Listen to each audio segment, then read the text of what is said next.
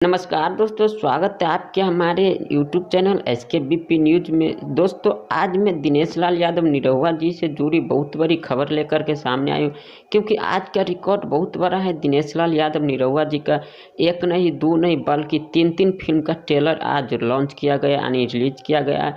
तो चलिए इसी के बारे में आज हम बात करने वाले हैं। इससे पहले आप लोग हमारे वीडियो के दिल से लाइक करके चैनल को सब्सक्राइब कर लीजिएगा। तो चलिए शुरू करते हैं बिना टाइम वेस्ट करते हुए। दोस्तों, चलिए मैं सबसे पहला फिल्म के बारे में बात करने वाला हूं, जिस फिल्म का नाम है गबरू।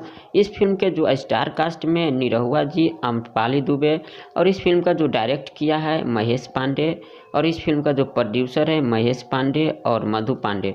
और इस फिल्म को जो रिलीज किया गया है इंटरटेन रंगीला के यूट्यूब चैनल के माध्यम से।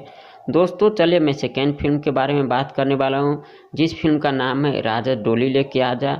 इस फिल्म के जो स्टार कास्ट में है निरहुआ जी, दिनेश लाल यादव निरहुआ जी, अम्रपाली दुबे और श्रुति राव, एक इसमें नई एक्ट्रेस है। और इस फिल्म का जो डायरेक्टर है यानी सुजीत कुमार सिंह, और इस फिल्म का जो प्रोड्यूसर है लोकेश मिश्रा।